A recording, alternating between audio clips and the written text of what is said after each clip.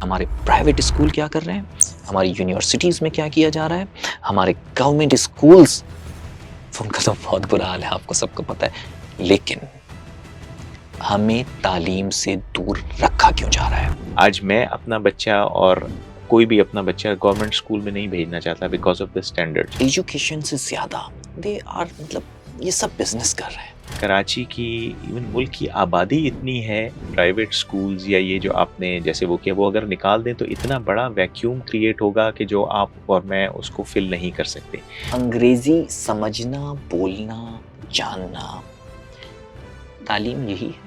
हम फिर ब्रिटिश जो है वो 100 साल हुक्मरान रहे और उन्होंने एक ऐसा मॉडल दिया कि जिसमें ये हमारे ऊपर ये चीज़ मुसल्लत की गई कि अंग्रेज़ी ही कामयाबी का जीना है और अंग्रेज़ी ना होगी तो शायद कामयाब नहीं हो सकें। सॉरी, हमने उस वक्त पूछा नहीं, हम कोई गुलाम है।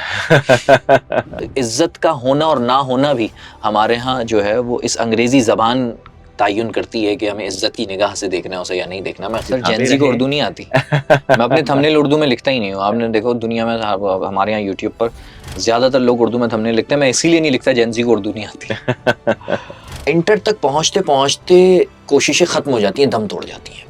मेरा ख्याल है कोई अगर जो जो पढ़ाना चाहते हैं अपने बच्चों को, उनमें से 60% ऐसे होंगे जो इंटर तक लेकर आते होंगे। लेकिन जो 40% है जो कि दम तोड़ जाते हैं, तो वो एफर्ट नहीं कर पाते कि नहीं यार बस अब ठीक है यार, बस करा लिया, इतना ही पढ़ना था बेटा तुमने। कौन से ऐसे इक़दामात हैं जो हमारी हुकूमतों को करने चाहिए बच्चों को तालीम के सर्कल में लाने के लिए? एक आपने कैमरे लगा के सीट बेल्ट बांधने पे लोगों को मजबूर कर दिया, मोबाइल के इस्तेमाल से लोगों को रोक दिया कि ड्राइविंग करते हुए ना कहें। आपने इस किस्म के इक़दाम किए, आप इस किस्म के भी इक़दाम कर सकते हैं कि जी बच्चों को आपने पढ़ाना ज़रूर है। गवर्नमेंट का या हमारा काम है वसाइल मुहैया करना, बच्चों को इस तरफ लाना।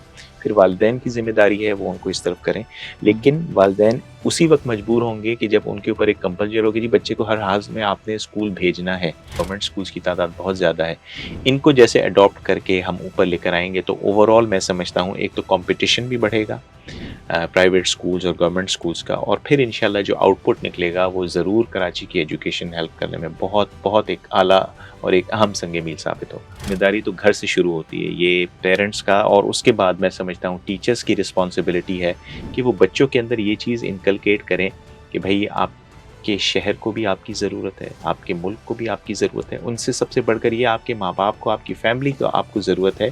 मुस्तकिल बुनियादों पे हो ये चीज़ और इसकी इम्प्लीमेंटेशन हो तो अल्हम्दुलिल्लाह वो दिन दूर नहीं जब कराची भी जो है दुबई से भी इंशाल्लाह आगे निकल सकता है। इंशाल्लाह। ये सीरीज हमने थिंक पॉडकास्ट पर शुरू कर रखी है और ये एक और पॉडकास्ट उसी का सिलसिला है। जब मैं इस चीज की खोज कर रहा था कि क्या कराची वाकई दुबई बन सकता है, तो हमें ये भी पता चला, भी हमने डॉक्यूमेंट्री भी पब्लिश की है, आप जरूर देखिएगा, कि 1974 में किस तरह हमारा ह्यूमन प्रोडक्ट लोगों को, लेबर और जो थे है लेबर भी, कुछ लेबर नहीं भी है, उन सबको जी हमने यूएई भेज दिया, सऊदी अरब भेज दिया और डिफरेंट लीबिया और डिफरेंट ममालिक में भेज दिया, और उनसे हमारा रेमिटेंस भी चाहिए, वो 40 बिलियन का हमारा रेमिटेंस आ रहा है, तो एक जबरदस्त जी हमने इस पे अपनी इकोनॉमी खड़ी कर दी। मेरे जहन में ये ख्याल आया कि कराची में बिलखुसूस लिटरेसी रेट इस वक्त जो पूरे पाकिस्तान में लिटरेसी रेट है वो 60% है, मतलब 40% लोग जो है वो पढ़े लिखे नहीं है, बल्कि उससे ज्यादा ही होंगे। ये तो मैं हुकूमत के रेट बता रहा हूँ आपको, ये हुकूमत का डेटा बता रहा हूँ, ऑब्वियसली इससे ज्यादा ही पढ़े लिखे नहीं होंगे। हम अपने बच्चों को या हम कराची में लोगों को अपनी तरक्की के लिए, कराची की तरक्की के लिए इस्तेमाल क्यों नहीं कर रहे? हम उन्हें पढ़ा लिखा क्यों नहीं बना रहे? हमने इस तरफ तवज्जो क्यों नहीं दी?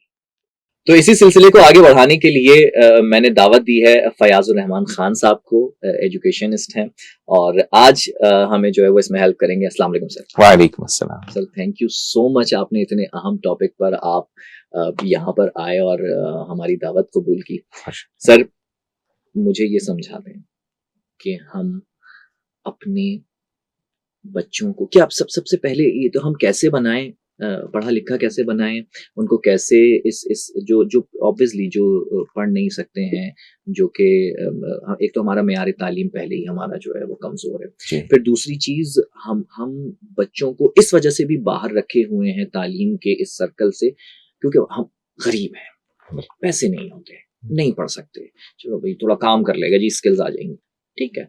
हम प्रोडक्ट कैसे तैयार करें जो कराची को बिल्ड कर सके, ह्यूमन प्रोडक्ट? माशाल्लाह बड़ा अच्छा आपका जो है वो ये सीरीज़ है और इस हवाले से वाक़ई इट्स वेरी इम्पोर्टेंट। देखें कि जिस तरह आप मतलब एक रॉ कॉटन जब आप एक्सपोर्ट करते हैं तो उसका you don't get any much higher prices. अगर शायद वो $1 की हो और वही आप उस कॉटन की एक बहुत डिज़ाइन शर्ट बना के या पैंट बना के सेल करते हैं तो वही $1 की चीज़ $40 में जो है वो मार्केट में सेल होती है। 40 तो फिर भी मैंने लेसर उसमें कहा, 50, 100, $200 की you can sell that shirt. तो सिमिलरली अगर आप फोकस करें हायर एजुकेशन पे और वो education which is professional education, तो डेफिनेटली आप एक वो आउटपुट प्रोड्यूस कर सकते हैं। जैसे आपने खुद कहा कि जी हम लेबर सेंड कर रहे थे, तो लेबर की एक रेमिटेंस है और अगर एक आप प्रोफेशनल क्वालिफाइड पीपल जो हैं उनकी अगर एक आउटपुट है उसमें ज़मीन आसमान का फ़र्क होगा। So this is what my belief is के work on the finish product instead of working on the raw material. और इंशाल्लाह जब आप इस पे फोकस करेंगे और काम करेंगे तो definitely you will get better results. आपको बहुत अच्छे रिजल्ट्स प्रोड्यूस भी होंगे और अल्हम्दुलिल्लाह हम जिस उसमें काम कर रहे हैं वो हम देख भी रहे हैं कि वो अल्लाह ताला उसके बहुत सारे जो है ना पॉजिटिव रिजल्ट्स और बहुत बेहतर नताइज जो है वो फराहम कर रहे हैं। क्या काम कर रहे हैं सर आप, इफ मैं आस्क? हमारा जो मेन फोकस है, we provide interest free loan for higher education in Pakistan. Pakistan अच्छा। में जो भी बच्चा इंटरमीडिएट के बाद या ए लेवल्स के बाद पढ़ना चाहता है किसी भी फील्ड में, चाहे वो इंजीनियरिंग हो, चाहे मेडिसिन हो, चार्टर्ड अकाउंटेंसी हो, जर्नलिज्म हो, लॉ हो, और ही और she doesn't have the finances, उनको माली मुश्किलात का सामना है, तो उनको हम कर्ज़ हसना की फैसिलिटी यानी interest free loan facility provide करते हैं ओके। कि वो पाकिस्तान के आला तालीमी इदारे हैं उनमें वो तालीम हासिल करें। जो प्रोफेशनल ओके। इदारे हैं उसमें उनमें अपनी वो प्रोफेशनल एजुकेशन कंप्लीट करें ताकि एक रॉ चीज़ को हम एक बिल्कुल कारामद और एक फिनिश प्रोडक्ट करके वो मार्केट में आए, तो दैट कैन जिसे कहना चाहिए change not only their stature, their family income, बल्कि वो पूरे अपने फैमिली को जो है वो एक एक पॉवर्टी या बिलो पॉवर्टी या एक पूरा उसका जो लेवल है उसको आप अल्हम्दुलिल्लाह आप ले कर आ सकें। सकते हैं। और ना सिर्फ फैमिली बल्कि ऑब्वियसली जो मैंने सोसाइटी। सोसाइटी को इम्प्रूव करेंगे। जब पढ़ी लिखी सोसाइटी होगी, हर बच्चा पढ़ा लिखा होगा, जी। तो लेकिन सर ये मैं इसको थोड़ा और समझना चाहूंगा। बड़ी जबरदस्त आपने एक इंटरेस्टेड बात बताई है। ये प्रोग्राम आपका, आप कह रहे हैं कि यूनिवर्सिटीज के लिए है, यूनिवर्सिटीज जो स्टूडेंट्स यूनिवर्सिटीज में जा रहे हैं। जी बिल्कुल। अच्छा, अब मैं इसको और आसान करते हैं क्योंकि जी। बहुत सारे स्टूडेंट देख रहे होंगे, तो बड़ी जबरदस्त अपॉर्चुनिटी है। अगर कोई बच्चा मिसाल के तौर पर उसके ऑब्वियसली सफ़ेद पोश हमारे यहाँ बेतहाशा हैं, जी बिल्कुल। और बहुत सारे ऐसे लोग हैं जो बच्चे हैं जो कि चाहते हैं कि वो पढ़ें, अपने मुल्क के लिए कुछ करें, अपनी फैमिली के लिए कुछ करें, अपनी सोसाइटी के लिए कुछ करें। उनके पास फीस नहीं है अदा करने के लिए। यूनिवर्सिटी के सेमेस्टर फीस होती है और बहुत सारी फीसेस होती हैं हमारी, ठीक है ना? तो क्या ये आप जो लोन प्रोवाइड कर रहे हैं वो तमाम यूनिवर्सिटीज के लिए होगा? वो किसी भी यूनिवर्सिटी में जा सकता है और वो तमाम किसी भी रॉ बच्चे के लिए होगा आफ्टर ऑब्वियसली जब यूनिवर्सिटी जा रहा है तो इंटरमीडिएट के बाद जा रहा है, तो या कोई सिलेक्शन का आपका कोई तरीक़ाकार है क्या, कैसे होगी इसमें? देखिए ये बेसिकली जो स्कीम है ये नीट कम मेरिट बेसिस पे है। नीट का तो क्राइटेरिया अपनी जगह, लेकिन मेरिट का सबसे इम्पोर्टेंट और फर्स्ट फेज ये है कि उसका प्रॉपर यूनिवर्सिटी में एडमिशन हो। आईबीए है, आईओबीएम है, जैबिस यूनिवर्सिटी है, कराची यूनिवर्सिटी है, एनएडी यूनिवर्सिटी है, डॉ यूनिवर्सिटी है, या इवन प्राइवेट मेडिकल यूनिवर्सिटीज़ हैं जैसे हमदर्द यूनिवर्सिटी है, बहरिया यूनिवर्सिटी है, कराची मेडिकल डेंटल केएमडीसी या यूएमडीसी। तो इन सब में फर्स्ट मेरिट क्राइटेरिया तो कि ही और she must have a valid admission over there, वो अपना एडमिशन ले ले। उसके बाद हमारे जो यूनिवर्सिटीज़ हैं उनके स्टूडेंट्स फाइनेंशियल एड ऑफिस के साथ रवाबित हैं। हमने यूनिवर्सिटीज़ के साथ मुफाहमत की याददाश्तों पे दस्तखत किए हुए हैं, मेमोरेंडम ऑफ अंडरस्टैंडिंग पे, और उनके जो स्टूडेंट फाइनेंशियल एड ऑफिसेज हैं उनके साथ हमारा लाइजॉन होता है। वो स्टूडेंट्स के केसेस हमें रेफ़र करते हैं और उसका फिर एक प्रोसेस होता है, और प्रोसेस करने के बाद फिर जो भी उनके अप्रूव फंड्स हैं वो डायरेक्टली हम स्टूडेंट के बिहाफ पे यूनिवर्सिटी में जमा करा देते हैं। ये सारा जो है ये ऑनलाइन काम होता है, पोर्टल के थ्रू स्टूडेंट्स अप्लाई करते हैं, यूनिवर्सिटीज़ उनको रिकमेंड करती हैं, उनका बच्चों से हम मिलते हैं, उनका इंटरव्यू करते हैं। विच पोर्टल और इज दिस सर? ये पोर्टल है portal.ehsantrust.org। हमारा अच्छा, एहसान ट्रस्ट का पोर्टल है, उसके ठीक थ्रू है। बच्चे अप्लाई करते हैं। और अल्हम्दुलिल्लाह ये सिलसिला 2009 से जो हमने शुरू किया तो आज तक पाकिस्तान के तकरीबन 5,500 बच्चों को अब अराउंड 1.6 अरब रुपए 1.6 बिलियन रुपीस अल्हम्दुलिल्लाह अब तक हम पाकिस्तान के तकरीबन 195 प्लस 195 से ज़्यादा यूनिवर्सिटीज़ और प्रोफेशनल बॉडी के तकरीबन 5,500 से ज़ायद बच्चों को ये फैसिलिटी हम दे चुके हैं to the tune of 1.6 billion rupees 1.6 अरब रुपए से अल्हम्दुलिल्लाह हम ये फंड ज़्यादा बच्चों को दे चुके हैं बच्चों को दे चुके हैं। और सर ये कर्जा हसना है? जी बिल्कुल, ये इंटरेस्ट फ्री लोन है और basically it's an educational loan, it's not a personal loan. और एजुकेशनल लोन का मकसद बच्चों को जो उनकी ख्वाहिश के मुताबिक, उनकी चाहत के मुताबिक जो उनकी डिग्री है उसकी कंप्लीशन में, उसको मुकम्मल करने में हम उनकी मदद करते हैं। और मकसद ये होता है कि उनकी डिग्री कंप्लीट हो, फिर वो पैसे बच्चे वो वापस करें ताकि वो हम एक रोल ओवर फंड की सूरत में मजीद बच्चों को और ज़्यादा बच्चों को ये फैसिलिटी अल्हम्दुलिल्लाह प्रोवाइड कर सकें। सही है। अच्छा, अब वो वापस का जो तरीक़ाकार है इस कर्ज का, एक तो मुझे ये बताइएगा कि कितना उसमें लिमिट कितनी है ना, आप कितना एक लिमिट आपने रखी हुई है कि जी यहाँ तक के हम कर्ज दे सकते हैं। एक तो वो भी मुझे बताइएगा, दूसरा फिर उसका वापसी का तरीक़ाकार क्या होता है? इसमें एक हमारी पॉलिसी है कि हम किसी भी स्टूडेंट को 100% जो है वो नहीं देते।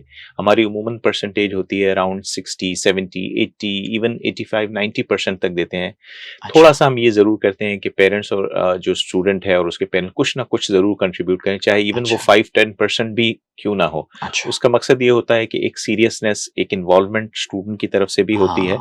और मेजर चंक चूंकि हम कर रहे होते हैं तो वो यूनिवर्सिटी के लिए, स्टूडेंट के लिए बहुत बड़ा हेल्पिंग हैंड होता है, एक हैंड होल्डिंग होती है कि उसको पता है कि जी एहसान ट्रस्ट से एक मेजर पोर्शन आ रहा है। बाकी कुछ ना कुछ बच्चे भी जैसे ट्यूशन पढ़ाते हैं, फ्रीलांसिंग करते हैं, कंटेंट राइटिंग करते हैं, कॉल सेंटर्स में पार्ट टाइम जॉब वगैरह कर रहे होते हैं, उसके थ्रू थोड़ा बहुत पोर्शन अपना भी वो करते हैं। रिपेमेंट का तरीकाकार इस तरह ये होता है कि जैसे मैंने बताया कि हम जो भी अप्रूव फंड्स हैं वो डायरेक्टली यूनिवर्सिटी अकाउंट में ट्रांसफर करते हैं। अच्छा। जिस मंथ में फंड ट्रांसफर करते हैं उसके नेक्स्ट मंथ से हम रीपेमेंट शुरू कर देते हैं। लेकिन ड्यूरिंग स्टडी टाइम जब बच्चा पढ़ रहा होता है, it's a very small token amount. Token amount could be as low as 500 rupees, 1000 rupees, 1500, 2000, 2500, जितना बच्चा आसानी से पे कर सकता हो। ठीक है। उसकी इनकम, फैमिली इनकम को देखते हुए, इनकम रिसोर्सेज को देखते हुए हम म्यूचुअल एग्रीमेंट से ये अमाउंट तय करते हैं। मकसद ये होता है कि स्टूडेंट के जहन में हर वक्त हो कि भाई ये लोन है, इसकी रीपेमेंट भी ज़रूरी है।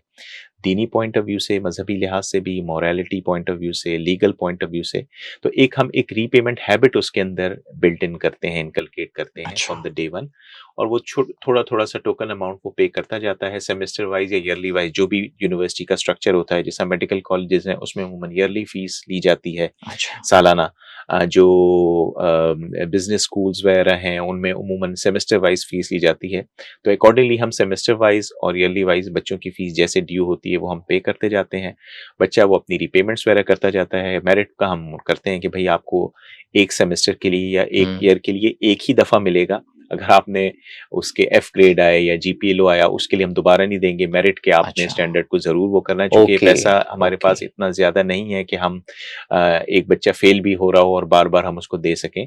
तो हम ये उसको पहले से बावर करा देते हैं कि अच्छा, वो उसमें और भी ज्यादा, आई एम सॉरी आपको कट कर रहा हूँ, और भी ज्यादा ये चाह होगी कि जी मैंने पास होना है क्योंकि मुझे फीस के वरना पैसे तो खुद देने पड़ जाएंगे। बिल्कुल जी बिल्कुल। ये मेरिट का हम बहुत वो उसको बहुत क्लैरिटी के साथ बता देते हैं कि भाई आप मेरिट पे कोई नीड अपनी जगह, लेकिन मेरिट पे भी कॉम्प्रोमाइज नहीं है। आप अपने decent grades, decent cross point average जो जीपीए कहलाता है उसको मेंटेन रखें। तो इंशाल्लाह हम आपके पूरे 3 साल, 4 साल, 5 साल की जितनी एजुकेशन है उसमें आपको हेल्प करेंगे और अल्हम्दुलिल्लाह हम कर रहे हैं।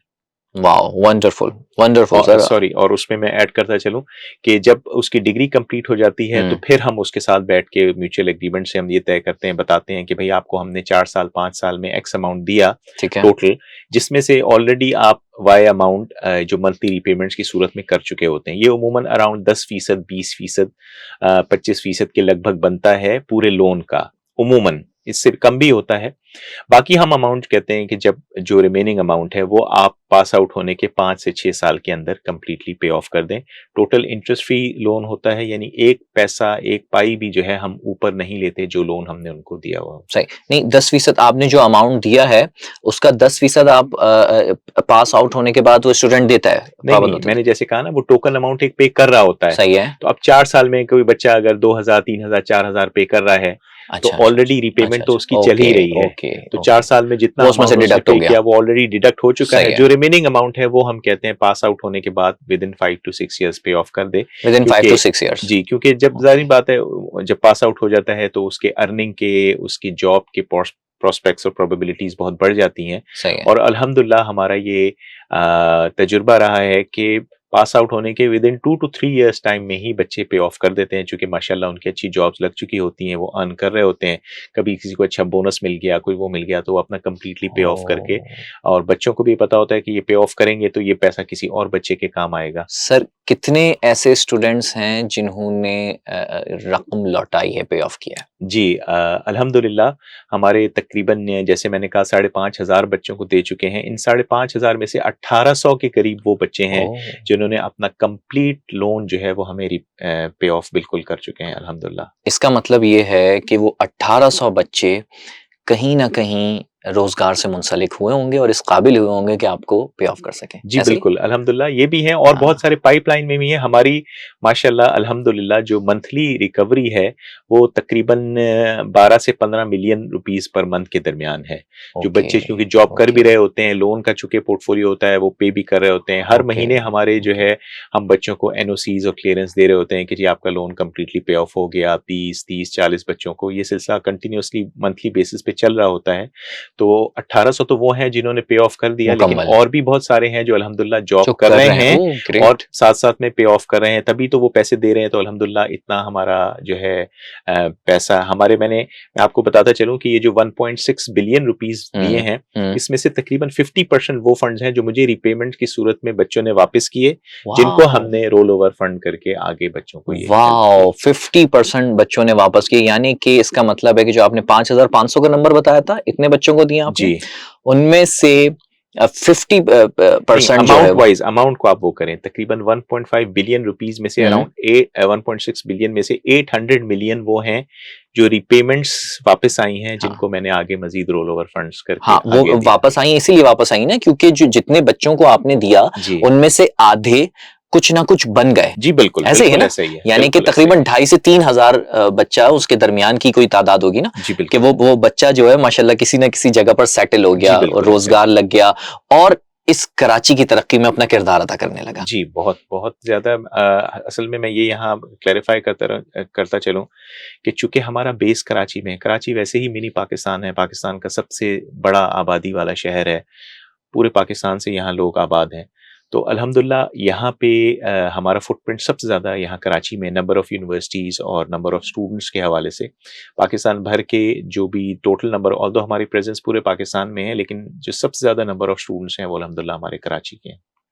तो सर इसका मतलब है कि आप वो हैं जो कि माशाल्लाह इस कराची की तरक्की में भी ऑब्वियसली किरदार अदा कर रहे हैं, आप ह्यूमन प्रोडक्ट बना रहे हैं। मुझे ये बताएं सर कि हम अपने तालीमी मयार की बेहतरी के लिए मज़ीद क्या-क्या काम कर सकते हैं? देखिए ना, अब ये तो आप वो बता रहे हैं जो कि स्टूडेंट पहुँच जाते हैं किसी न किसी तरीके से इंटर तक। हमें भी सही। पता है हमने किस तरीके से इंटर किया, मैं भी कोई एलीट क्लास से नहीं हूँ। मैं भी ये जो लोग देख रहे हैं, उन्हीं की तरह 70 पे घूमने वाला इंसान हूँ। ठीक है ना? तो इंटर किस तरीके से किया, फिर उसको लेकिन हम यहाँ तक जो पहुँचते हैं, मैट्रिक तक, इंटर तक, इवन 5 क्लासें भी पढ़ाना बहुत मुश्किल हो जाता है। क्या मशवरा देंगे आप?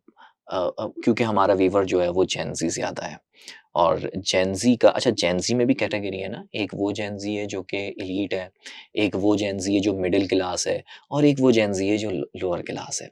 तो हमारा जो मिडल क्लास है और जो लोअर क्लास जेन ज़ी है, सर वो किस तरीके से मैट्रिक करेगा, इंटर करेगा, यहाँ तक कैसे पहुँचेगा? हमारे सिस्टम को चेंज होना चाहिए, उनको कुछ करना चाहिए, क्योंकि आप तो कर रहे हैं, आप तो अपने तय कर रहे हैं ना, जी बिल्कुल, आप तो सिस्टम को हेल्प कर रहे हैं। बिल्कुल। इवन हमें तो सिस्टम एक्टिवेट करना होगा ना, वो कैसे एक्टिवेट होगा सर?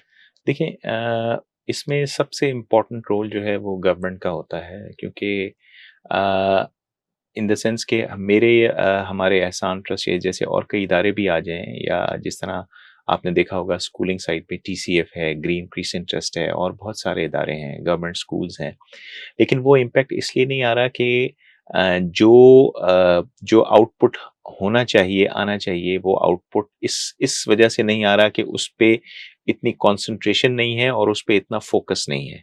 हमारा फोकस ह्यूमन कैपिटल डेवलपमेंट से ज़्यादा और जगहों पर है, ठीक है ना?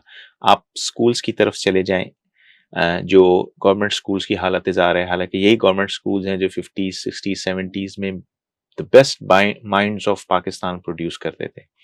लेकिन आज मैं अपना बच्चा और कोई भी अपना बच्चा गवर्नमेंट स्कूल में नहीं भेजना चाहता बिकॉज़ ऑफ द स्टैंडर्ड्स।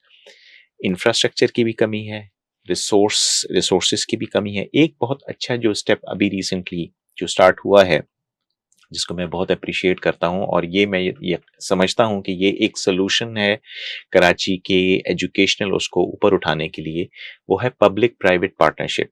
बहुत सारे इदारों ने, बहुत सारे एनजीओज ने, बहुत सारे स्कूल्स को अडॉप्ट किया है, जिसमें आपने नाम सुना होगा एनजेवी स्कूल, या लियारी के अंदर किरण फाउंडेशन ने जो स्कूल्स हैं, और इसी तरह नॉर्थ कराची में एक और ऑर्गेनाइजेशन है नजीब हारून साहब की, जिसमें जावेद मियांदाद साहब भी इन्वॉल्व हैं, साबिक टेस्ट क्रिकेटर। इस तरह के इदारों ने बहुत सारे स्कूल्स को अडॉप्ट करना शुरू किया। उसमें उन्होंने जो कमियां थी, यानी कि जो इंफ्रास्ट्रक्चर की जो कमी थी, जो रिसोर्सेज की कमी थी, एक तो वो उन्होंने पूरी की। फिर जो टीचर्स और जो इक्विपमेंट वगैरह की थी, लैब्स वगैरह नहीं थे और उनके बाकी दीगर सामान था, उसके लिए उन्होंने वो जो गैप्स थे वो उन्होंने फिल किए। ये मैं समझता हूँ एक मॉडल है जो बहुत तेजी से और बहुत ज़्यादा जो है कराची की एजुकेशन को आगे लेके जाएगा, ऊपर उठाएगा, कि जिससे एक गवर्नमेंट का भी एक अपना वो हो, लेकिन ये जो प्राइवेट सेक्टर की इन्वॉल्वमेंट है और जो कोलैबोरेशन है, इससे मैं समझता हूँ कि इनरोलमेंट भी इन तमाम स्कूल्स में आप देख लें। मैं एक एनजेवी स्कूल की एग्जांपल देता हूँ कि शायद बमुश्किल चंद फ्यू हंड्रेड्स बच्चे, बल्कि उससे भी कम बच्चे थे, और अब देखें वो अल्हम्दुलिल्लाह वो थाउजेंड्स के करीब हैं। वो ऐसा अच्छा। उनको वो एनवायरनमेंट और रिसोर्स प्रोवाइड कर रहे हैं। सिमिलरली बाकी स्कूल्स में, किरण फाउंडेशन लियारी में स्कूल्स में, जो उनका डीसीटीओ स्कूल था, मैं तो उस वक्त भी गया जब वो स्कूल बिल्कुल ही उन्होंने अडॉप्ट किया था, जो उस वक्त हालत थी, और अब आप देख लें ज़मीन आसमान का डिफरेंस है।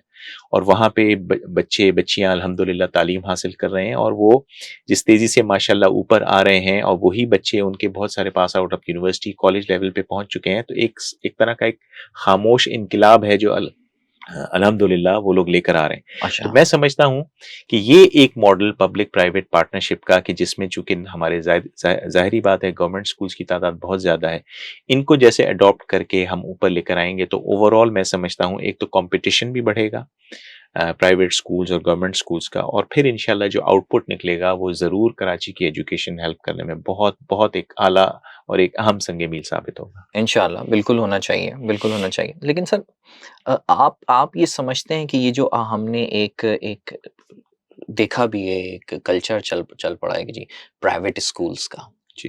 है ना? ये मुझे ऐसा लगता है इन टर्म्स ऑफ कि ये एजुकेशन से ज़्यादा दे आर मतलब ये सब बिज़नेस कर रहे हैं, ये सब बिज़नेस कर रहे हैं। अब आप जैसे कर रहे हैं, आप एक ह्यूमन प्रोडक्ट, अगर आप इंटर के बाद जो लोग हैं ऑब्वियसली उसको अच्छी तरह से जाँच रहे हैं, देख रहे हैं। क्यों मैं कह रहा हूँ बिज़नेस कर रहे हैं? जो बच्चा तैयार हो रहा है इन स्कूलों से निकला हुआ, क्या वो बच्चा उसमें ये चाह होती है, ये कोशिश होती है, वो एक ऐसा प्रोडक्ट होता है जो वाक़ई ये सोचे कि यार मैंने सोसाइटी के लिए कुछ करना है, मैंने कराची के लिए कुछ करना है, अपने मुल्क के लिए कुछ करना है। क्योंकि वो तो 50,000 रुपए या लाख रुपए उसकी जो फ़ीस जा रही है, उसको तो पता ही नहीं है। वो तो बेखबर है, वो तो शाम में पार्टीज़ करता है। उसका तो शाम में घूमना-फिरना है। वो तो वीगो में, डाले में या हमारे डिफेंस में हमने देखा है कि काफ़ी जो है वो एक्सीडेंट्स होते हैं। उसमें जो बच्चे बाहर निकलते हैं, वो कोई नंगी हालत में बच्चा निकलता है। बिल्कुल मैं क्लियर बता रहा हूँ सर, जो मैंने देखा है। जी जी। बच्चा निकल रहा होता है, वो मम्मी डैडीज़ बॉयज़ जो होते हैं, वो निकल रहे होते हैं। अब तो सर ये तो बिल्कुल बेपरवाह है। सर ये तो हालत है। ये कैसे बेहतर होगा? देखें, एक एक चीज़ ज़रूर आप जहन में रखें कि चूंकि कराची की, इवन मुल्क की आबादी इतनी है कि अगर शायद आप इसमें से ये प्राइवेट स्कूल्स या ये जो आपने जैसे वो किया, वो अगर निकाल दें, तो इतना बड़ा वैक्यूम क्रिएट होगा कि जो आप और मैं उसको फिल नहीं कर सकते। डेफिनेटली एक जो नीड है उसको ये प्राइवेट स्कूल्स या मिडिल लेवल स्कूल्स पूरा तो कर रहे हैं, जी। लेकिन ये भी बात इसमें भी कम हकीकत नहीं है कि for quality output you need quality input.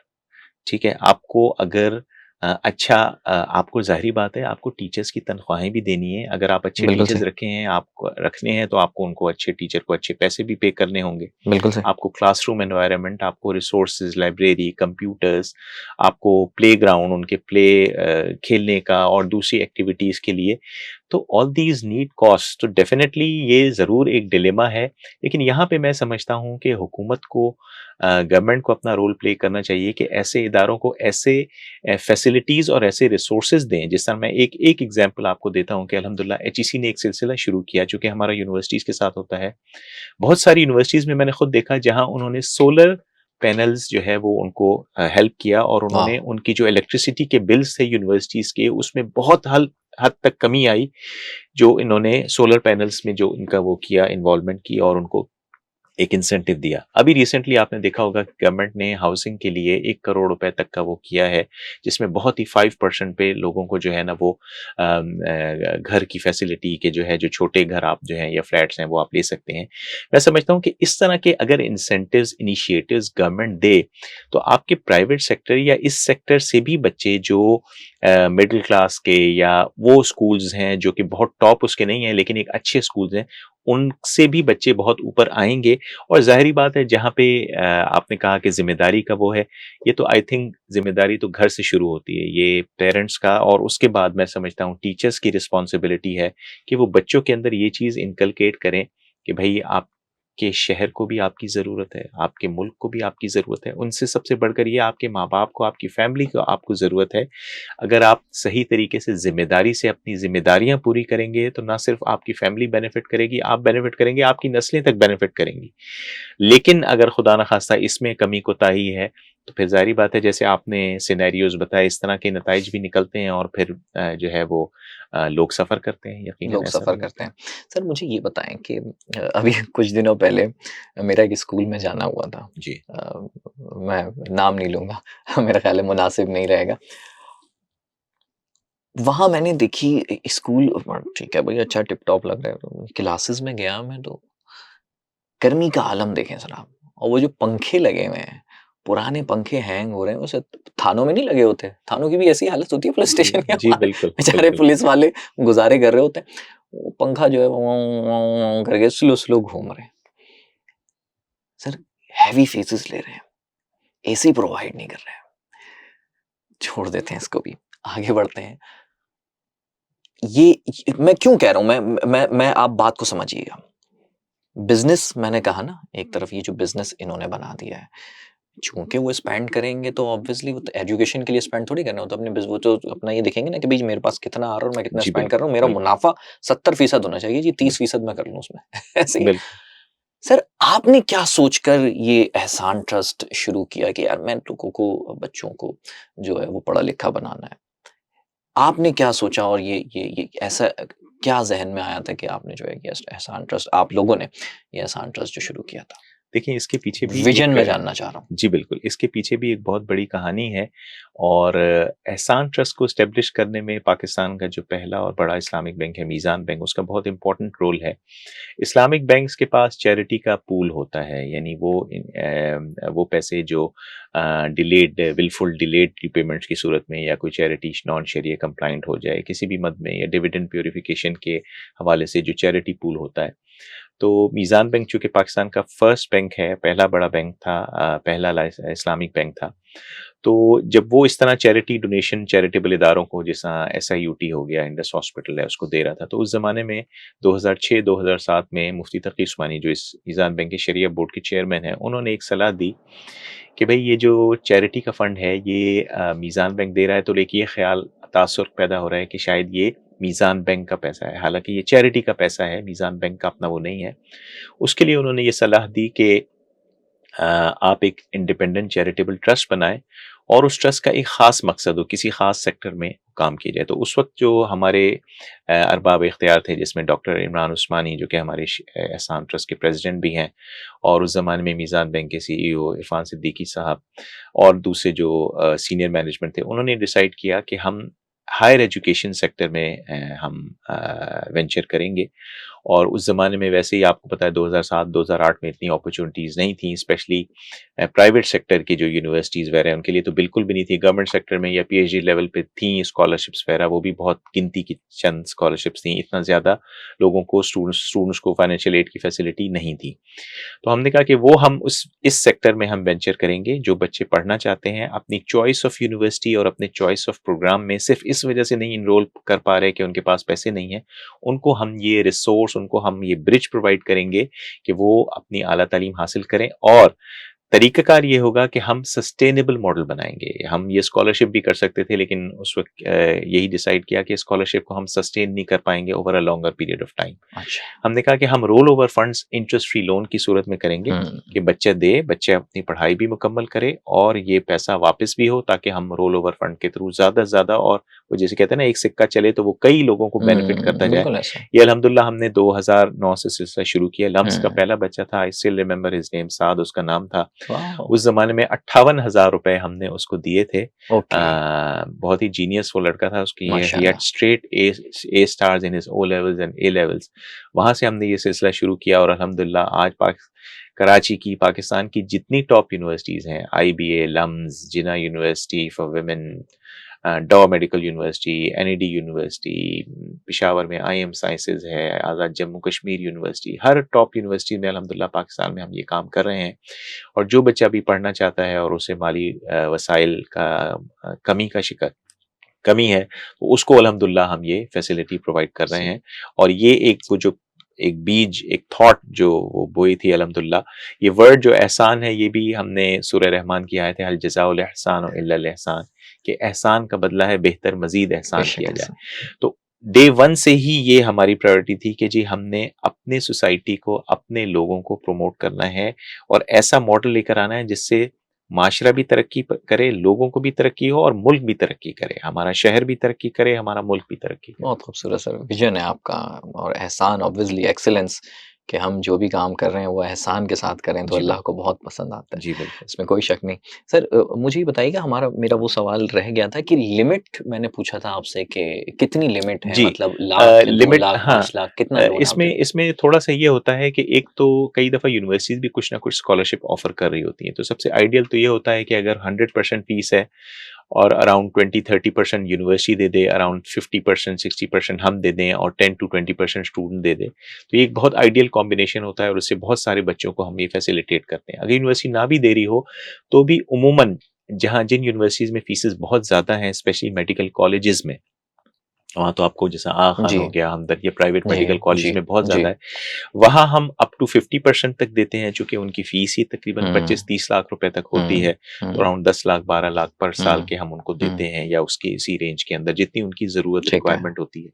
बाकी जो छोटी यूनिवर्सिटीज़ हैं जहाँ फ़ीसेस कम हैं, जैसा कराची यूनिवर्सिटी हो गई, एनईडी, या पब्लिक सेक्टर यूनिवर्सिटीज़ के जो डायरेक्ट उनके जो प्रोग्राम्स होते हैं मेरिट बेस्ड वाले, उसमें हम 70, 80, 90% तक भी चले जाते हैं। उमूमन अगर आप एवरेज लगाएं तो किसी भी स्टूडेंट की फीस का अराउंड 60 टू 70% हम पे कर रहे होते हैं एक सेमेस्टर या एक साल का। वंडरफुल सर, बेहतरीन। इसमें एक चीज़ और मुझे बताइएगा, हमने ऑब्वियसली वैसे तो ये सवाल थोड़ा-सा हटकर है, लेकिन होता है, जो फैक्ट है उस पर बात करनी चाहिए। हमारे यहाँ ऐसे लोग भी होते हैं जो फ्रॉड कर जाते हैं। जी। यानी ऐसे स्टूडेंट्स नहीं, यानी कि लोग ऐसे स्टूडेंट के रूप में बनकर आ सकते हैं आपके पास, जो कि फ्रॉड होंगे, जो आपको जाली जो है वो मार्कशीट भी दिखा देंगे और उनके नंबर्स भी उनके साथ। तो आपका जाँच पड़ताल का जो मरहला है वो कितना एफिशिएंट होता है कि नहीं जी, आपको पता चले नहीं जी ये हमारे साथ ये कोई गेम कर रहा है, और क्या ऐसा कोई वाकया हुआ भी है? देखिए, मैंने जैसे आपको पहले बताया कि नीट का मेरिट बेसिस, तो सबसे पहला ही मेरिट का जो है थ्रेशोल्ड या क्राइटेरिया ये है कि बच्चे का यूनिवर्सिटी में एडमिशन हुआ हो हुँ, और यूनिवर्सिटी की रिकमेंडेशन हो। हम कोई हुँ, भी बच्चा अगर डायरेक्ट भी आ जाता है तो हम उसको यूनिवर्सिटी के स्टूडेंट फाइनेंशियल एड ऑफिस के पास भेज देते हैं कि भाई वहां से केस आए हमारे पास उनके कवरिंग लेटर के साथ। उनके साथ मैंने कहा हमारे इतने स्ट्रॉन्ग कनेक्शन होते हैं कि उनकी फी लेजर्स, उनकी रिजल्ट कार्ड्स वगैरह वो हमें प्रोवाइड कर रहे होते हैं। तो पहला तो सिंपल ये कि डायरेक्टली हम बच्चों को ये फैसिलिटी नहीं देते, यूनिवर्सिटी के थ्रू राउट करते हैं। यूनिवर्सिटी वो केस हमें रेकमेंड करती है तो ही हम बच्चे का केस लेते हैं। दूसरे, जैसे मैंने कहा कि जो भी उनके अप्रूव फंड हैं वो डायरेक्टली यूनिवर्सिटी अकाउंट में ट्रांसफर होते हैं। स्टूडेंट के तो हाथ में हम कभी भी एक पैसा भी नहीं देते। उसके बिहाफ पे जो उसके फंड हैं वो यूनिवर्सिटी फीस में चले जाते हैं। तो वहाँ जो भी फंड अगर किसी वजह से बच्चे ने लिया और ये सोच के कि ये पैसे उसको मिल जाएंगे, वो पैसे तो उसके पास मिल ही नहीं रहे होते, वो तो यूनिवर्सिटी के अकाउंट में जा रहे होते हैं डायरेक्टली। और अगर खुदा ना खास्ता वो नहीं रिपेमेंट करता तो ज्यादा से ज्यादा उसका एक सेमेस्टर का ही हमारा जो है वो फंड उसमें इन्वॉल्व होता है। चूंकि हम ये उसके साथ उसको बहुत अच्छे तरीके से उसको बता देते हैं कि भाई आपने मेरिट पे कॉम्प्रोमाइज नहीं है और मंथली रिपेमेंट जो हमने म्यूचुअल एग्रीमेंट से तय की होती है उसमें कोई कॉम्प्रोमाइज नहीं है। ये दोनों चीजें आपकी सही होंगी तो इंशाल्लाह हम आपके साथ 2 साल 3 साल 4 साल 5 साल जो भी आप प्रोग्राम है हम चलेंगे। और इन दोनों में से किसी में गड़बड़ आई तो जहां पे आपने प्रॉब्लम की, गड़बड़ की, तो वहां पे हम फिर अपना आपका मजीद हम ये नहीं करेंगे। तो अल्हम्दुलिल्लाह अल्हम्दुलिल्लाह यहाँ मैं बहुत बड़ी बात कर रहा हूँ, लेकिन अल्लाह ताला का, अल्लाह रब्बुल इज़्ज़त का बहुत करम एहसान है। ऐसा अल्हम्दुलिल्लाह आज तक एक केस भी नहीं आया जो फ्रॉड की उसमें हो, कि इसने किया हो।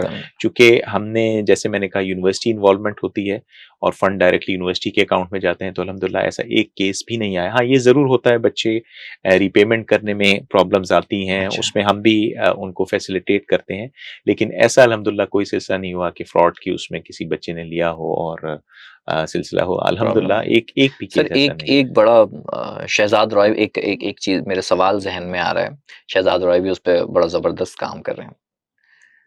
सर सिंपल क्वेश्चन ये है, क्या अंग्रेजी समझना, बोलना, जानना तालीम यही है?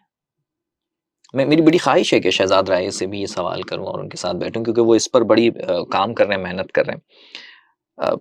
क्या यही है? आपकी राय, आपकी इस पर क्या राय है?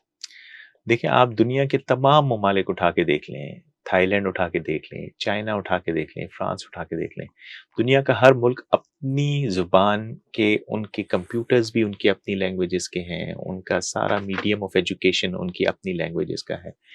हमारा चूँकि एक ये अलमिया रहा है कि हम पर ब्रिटिश जो है वो 100 साल हुक्मरान रहे और उन्होंने एक ऐसा मॉडल दिया कि जिसमें ये हमारे ऊपर ये चीज़ मुसल्लत की गई कि अंग्रेज़ी ही कामयाबी का ज़ीना है और अंग्रेज़ी ना होगी तो शायद कामयाब नहीं हो सकें। और अनफॉर्चुनेटली इस पे हम चले, लेकिन मैं बहरहाल हमने उस वक्त, आई एम सॉरी, हमने उस वक्त पूछा नहीं, हम कोई गुलाम है। बहरहाल तो अनफॉर्चुनेटली ये एक हमारे साथ अलमिया रहा है, लेकिन ये मैं समझता हूँ कि ये हम लोगों की जिम्मेदारी है, जो अरबाब इख्तियार हैं उनकी जिम्मेदारी है कि अपनी ज़ुबान को, वो एक उर्दू का मुहावरा है ना, कौवा चला जब हंस की चाल तो अपनी चाल भी भूल गया। हमें अपनी ज़ुबान का जो है और अपनी जो वैल्यूज़ हैं उनको नहीं छोड़ना चाहिए, उसको किसी न किसी तरीके से ज़रूर ज़बरदस्ती भी अगर हो तो उसको रखना चाहिए, ताकि हमारा जो एक कनेक्शन है, हमारे जो रूट्स हैं उनके साथ जो है ना वो एक कनेक्शन, एक ताल्लुक कायम रहे और उसको हम आगे लेके जाएं। यकीनन मैं आपकी बात से 100% जिसे कहना चाहिए कि इत्तेफाक करता हूँ कि अंग्रेज़ी ज़ुबान या अंग्रेज़ी लैंग्वेज ही कामयाबी या तरक्की का ज़ामिन नहीं है। हमारे पास दुनिया की एग्ज़ाम्पल्स हैं। मैं सिंगापुर गया हूँ, थाईलैंड गया हूँ, बहुत सारे दुनिया के ममालिक में हर मुल्क की अपनी ज़ुबान, उनका जो है तालीमी, उसके जो मीडियम ऑफ एजुकेशन है वो उनकी अपनी ज़ुबान है।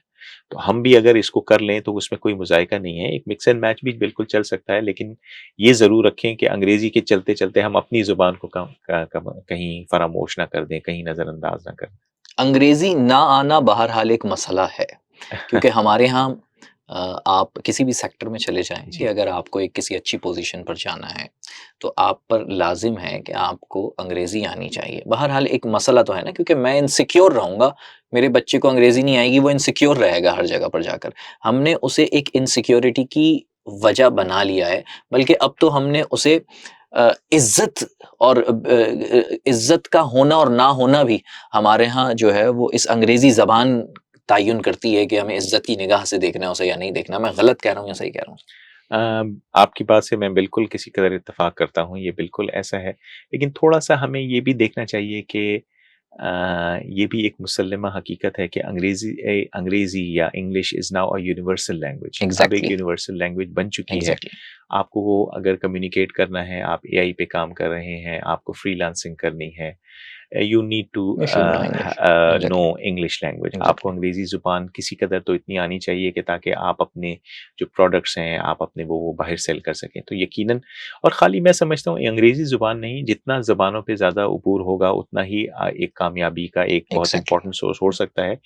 लेकिन बहरहाल ये ज़रूर है कि आप अंग्रेज़ी को छोड़ें, अंग्रेज़ी के पीछे अपनी ज़ुबान को ना छोड़ें। हाँ, ठीक है वो ना? छोड़ के उसको अंदर। उसको उसको जो है ना आप मज़बूती से सर थामे जेनज़ी को रहें। उर्दू नहीं आती। मैं अपने थंबनेल उर्दू में लिखता ही नहीं हूँ। आपने देखो दुनिया में हमारे यहाँ यूट्यूब पर ज़्यादातर लोग उर्दू में थंबनेल लिखते हैं। मैं इसीलिए नहीं लिखता, जेनज़ी को उर्दू नहीं आती। एक एक्सपर्ट हैं, उन्होंने कहा है कि बच्चे को तालीम उस ज़बान में देना जिससे वो वाकिफ़ है, वो ऐसे है कि जैसे आप बादाम बगैर छिलकों के खिला रहे हैं, कि वो उससे मुकम्मल लुत्फ़ अंदोज़ भी हो सकेगा, उसको जान भी सकेगा, उसको समझ भी सकेगा। यानी उसको जो वो सीख रहा होगा, उसको पता होगा कि मैं क्या सीख रहा हूँ। और वो हम मुझे ऐसा लग रहा है कि हम छिलके समेत बादाम मुँह में उसके डाले जा रहे हैं, बल्कि हम ठूस रहे हैं।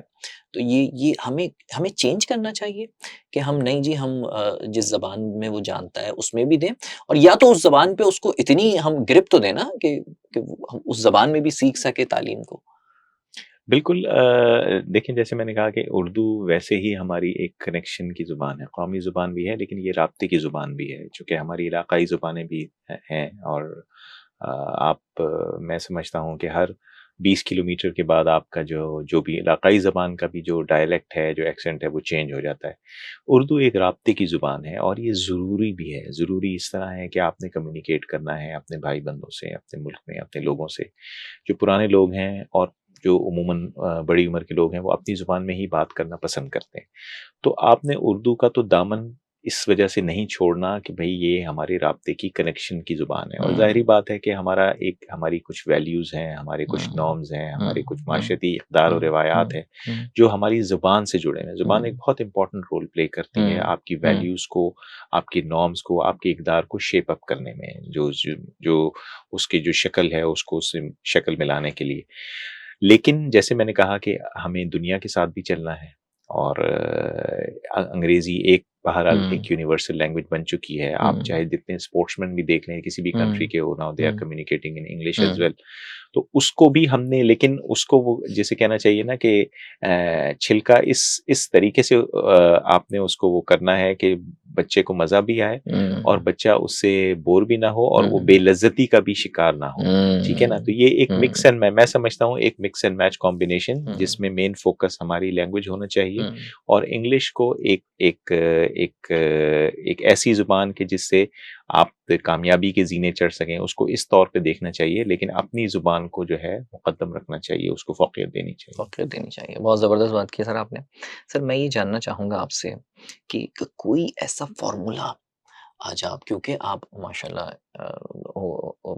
माहिर हैं, एक्सपर्ट हैं, एजुकेशन पर उबूर रखते हैं। क्या फ़ॉर्मूला आप पेश करेंगे? क्या इक़दामात वो होने चाहिए कि हमारा एजुकेशन सिस्टम बेहतर हो सके और हम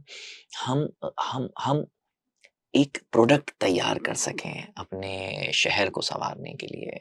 वालिदैन को तो खुद आगे आना होगा, इसमें कोई जी, शक नहीं। बिल्कुल। जी, उनको ही बिल्कुल। आगे आना होगा, ठीक है, भाई हमें पता है कि पेट काट कर पढ़ाना क्या होता है। अपने बच्चे को तालीम दिलवाने के लिए किस तरीके से लोग मैट्रिक तक भी पहुँचवाते हैं, इसमें कोई शक नहीं।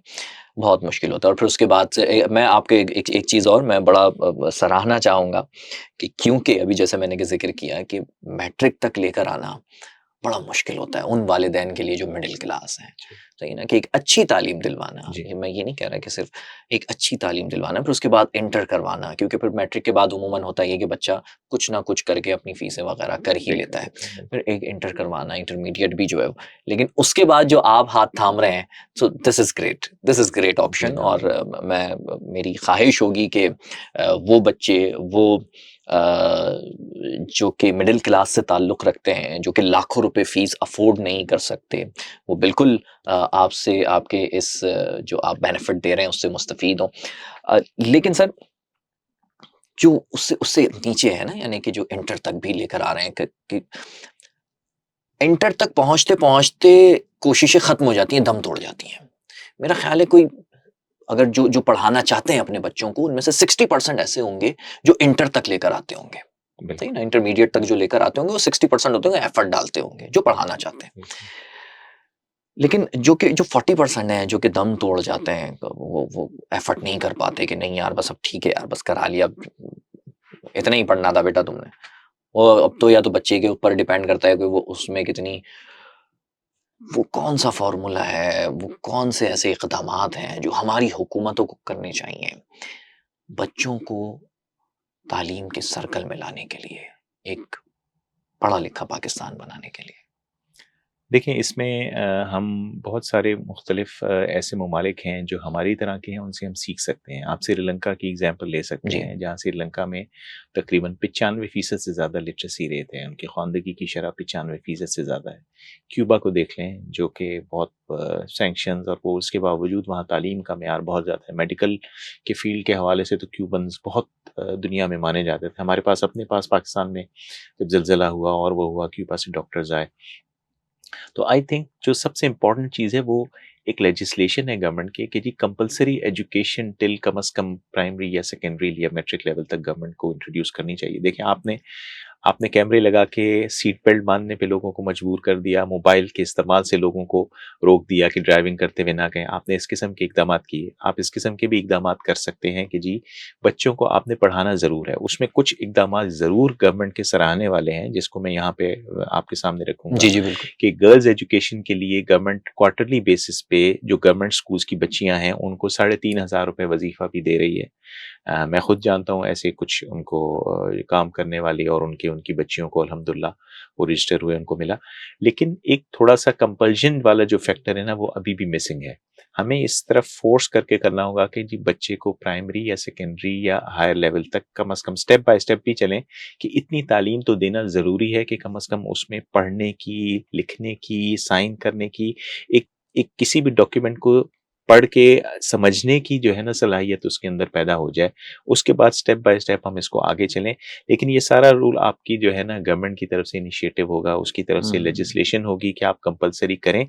तो हुँ, उसमें आपने जैसे कहा कि आप कम से कम उस 40% बच्चों को एक अपॉर्चुनिटी उस मेन स्ट्रीम के अंदर तो कम से कम लाने का जो है ना मूजिब बनेंगे हुँ, कि जी कम से कम वो आए। उसके बाद फिर ज़ाहिरी बात है बहुत सारी चीज़ें इनफिरादी सलाहियतों पे भी बेस करती हैं कि जी बच्चे के अंदर खुद कितना टैलेंट है, वो हुँ, खुद कितना आगे बढ़ सकता है। हुँ, फिर ऐसे असातिज़ा ऐसा माहौल उसको प्रोवाइड किया जाए, जैसे मैंने अभी पब्लिक प्राइवेट की बात की, उससे बहुत सारे लोगों बच्चे जो है वो अल्हम्दुलिल्लाह ऊपर आए और आ रहे हैं। तो हुँ, गवर्नमेंट का या हमारा काम है वसाइल मुहैया करना, बच्चों को हुँ, इस तरफ लाना।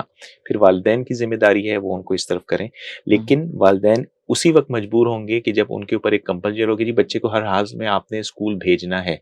कम से कम 5वीं 8वीं मैट्रिक तो आपने कराना है। उसके बाद बच्चे के अंदर कई दफ़ा खुद इतना इंडिविजुअल हुँ, टैलेंट होता हुँ, है, जिससे हुँ, आपने खुद कहा कि हुँ, बहुत सारे बच्चे, हम ऐसे बहुत सारे बच्चों को जानते हैं जिनके पेरेंट्स नहीं हैं, लेकिन वो खुद पढ़ भी रहे हैं, पार्ट टाइम जॉब भी कर रहे हैं और बहुत अच्छे ग्रेड्स। मतलब मैं एक आईबीए के स्टूडेंट की एग्जांपल देता हूँ, उसके फादर बेड रिडन थे। वो अपने फादर की उनके जो बिस्तर पे ही उनका सारा सिलसिला, उनकी सफाई वगैरह करना, 50,000 से ज़ायद पर मंथ की वो ट्यूशन पढ़ा रहा था। ये अब से कुछ साल पहले की बात है। And he was getting 4.0 GPA in every semester. ऐसे भी बच्चे मैंने देखे हैं जो इतने माशाल्लाह टैलेंटेड, जो खुद अपनी अपनी पढ़ाई का, अपने घर का भी बोझ उठा रहे हैं और अल्हम्दुलिल्लाह इतने वाह! टैलेंटेड भी हैं। लेकिन ये हमें बच्चों को कोई ना कोई हैंड होल्डिंग, कोई ना कोई वो ज़रूर करनी पड़ेगी। जैसा हायर एजुकेशन में अल्हम्दुलिल्लाह हम हैं और भी बहुत सारे इदारे हैं, करनी खाली पड़ेगी। एहसान ट्रस्ट नहीं, बहुत सारे इदारे हैं जो ये काम कर रहे हैं। लेकिन प्राइमरी और सेकेंडरी लेवल पे गवर्नमेंट को थोड़ी-सी कंपल्शन करना पड़ेगी और रिसोर्सेज़ प्रोवाइड करने पड़ेंगे। हुँ, जैसे मैंने कहा, हुँ, ये पब्लिक प्राइवेट बहुत अच्छा मॉडल है हुँ, अल्हम्दुलिल्लाह। हुँ, और भी कई चीज़ें हैं, लेकिन वो एक कहते हैं ना कि कंसिस्टेंसी लेवल पे एक एक मुस्तकिल बुनियादों पे हो ये चीज़, हुँ। और इसकी इम्प्लीमेंटेशन हो, तो अल्हम्दुलिल्लाह वो दिन दूर नहीं जब कराची भी जो है दुबई से भी इंशाल्लाह आगे निकल सकता है। इंशाल्लाह सर, बहुत-बहुत शुक्रिया। Thank you. Thank you so much, आप आए और हमें और हमारे नाज़रीन को एजुकेशन से मुताल्लिक़ एक बड़ी अहम मालूमात दी। बिलख़ुसूस जो आपने एक एहसान ट्रस्ट के ज़रिए जो काम शुरू कर रखा है, अल्लाह उसमें बरकत पैदा करे, आमीन, आमीन, जज़ाकल्लाहु खैरा। आमीन। अब आखिरी बात मैं ये कहना चाहूँगा कि हमने जो अभी ये पॉडकास्ट की, उसमें हमने समझने की कोशिश की है कि एक्चुअली एजुकेशन कितनी ज़रूरी है लोगों के लिए। और गवर्नमेंट उसमें क्या कर रही है। ये एक बिल्कुल हमने 0.5% इसमें किरदार अदा किया है। अभी एजुकेशन सिस्टम पर बहुत सारा काम करना बाकी है। तो ये पॉडकास्ट बिल्कुल कंक्लूड नहीं है। एजुकेशन सिस्टम पर मैं बहुत जल्दी एक डॉक्यूमेंट्री भी लाऊंगा, बहुत जल्दी मजीद पॉडकास्ट का सिलसिला शुरू करूंगा कि हमारे प्राइवेट स्कूल क्या कर रहे हैं, हमारी यूनिवर्सिटीज़ में क्या किया जा रहा है, हमारे गवर्नमेंट स्कूल्स, उनका तो बहुत बुरा हाल है, आपको सबको पता है। लेकिन हमें तालीम से दूर रखा क्यों जा रहा है, उस पर आवाज़ उठाएंगे कि क्यों। क्योंकि हम थिंक वाई हैं, तो वाई क्यों रखा जा रहा है हमें तालीम से दूर, ये बहुत बड़ा क्वेश्चन है। आपको अगर आपने तालीम हासिल कर ली, आप में शऊर आ गया, तो फिर आप बेहतर इंतखाब करना सीख जाएंगे। एक मुख्तसर सी बस एक हिंट देकर जा रहा हूँ। Thank you so much.